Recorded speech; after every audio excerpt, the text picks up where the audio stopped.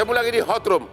Membahas judi di Hot Room baru lengkap kalau minum white coffee, kopi luwak kesukaan Hotman Paris. Mari kita bahas judi di Hot Room. Bapak Reza Indragiri, ahli forensik, psikolog. Kenapa orang begitu banyak sekarang main judi? Apa penyebabnya?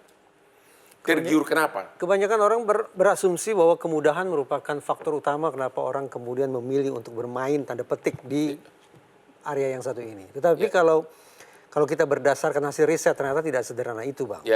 Karena tidak serta-merta, maaf ini, disclaimer ya, kalau saya ingin menyikapi kasus judi atau masalah judi itu hitam putih. Pokoknya ini pelanggaran hukum sehingga harus dipidana. Bagi saya semestinya begitu. Tetapi realitasnya adalah tidak serta-merta judi adalah masalah hukum. Demikian pula tidak serta-merta pejudi adalah orang yang bermasalah dengan hukum. Kalau kita bicara yang pertama, apakah setiap judi merupakan masalah hukum? Faktanya tidak. Makanya ada kategori, oh ini termasuk judi yang legal, ini judi yang ilegal. Contoh judi legal apa? Ketika orang menonton pacuan kuda, kemudian bertaruh, itu di banyak negara dikategorikan sebagai judi yang legal. Sehingga tidak ditindak secara hukum. Tapi ada juga judi yang sifatnya ilegal. Nah itu yang kemudian baru dipersoalkan secara hukum. Judi online legal atau ilegal? Saya sepanjang yang saya ketahui hingga saat ini paling tidak sifatnya masih ilegal. Sehingga saya sudah 100% semestinya hukum harus bekerja. Demikian pula kalau kita tinjau dari sisi pejudinya. Ternyata paling tidak ada 3 tipe pejudi. 3 tipe pejudi. Pertama adalah mereka yang berjudi semata-mata untuk alasan rekreasional. Senang-senang. Iya. Karena sebelah saya berjudi.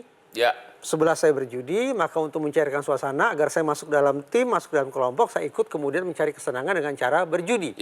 Tapi begitu pertemuan ini bubar, praktis saya berhenti berjudi dan tidak ada persoalan dengan itu. Itu tipe yang pertama. Lagi-lagi untuk tipe yang semacam ini tidak dianggap sebagai persoalan.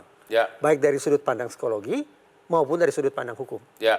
Tipe pejudi yang kedua adalah yang memang menjadikan judi sebagai periuk nasinya. Tidak punya pekerjaan yang lain. Tidak menjadi polisi, tidak menjadi penasihat hukum, tidak menjadi ahli forensik, tidak menjadi selebgram, tapi dia memang berjudi. Dan itulah sumber pencariannya.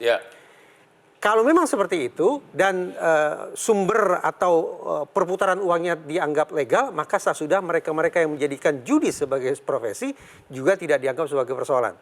Baik hukum maupun psikologi. Yang ketiga, ini baru yang problematik. Yang disebut sebagai pejudi patologis. Apa itu? Mereka yang sudah tidak bisa menghilangkan obsesinya untuk tidak berjudi. Tidak bisa hidup produktif. Udah madat gitu loh. Bahkan mungkin melakukan perbuatan pidana, mencuri dan segala macam untuk mendapatkan uang yang kemudian digunakan untuk berjudi dan seterusnya dan seterusnya. Ini yang baru dianggap persoalan. Kalaupun dianggap persoalan, tidak serta-merta pula mereka kemudian akan dikirim masuk ke dalam penjara. Tidak. Karena sebutannya adalah pejudi patologis, maka tidak tertutup kemungkinan terhadap pejudi-pejudi kriteria yang satu ini justru akan diberikan program rehabilitasi. Nah, dengan gambaran real semacam itu, maka apa boleh buat? Kita berhadapan dengan kenyataan bahwa masalah judi di sekian banyak negara tidak lagi disikapi hitam atau putih saja, tapi ada semacam gradasi.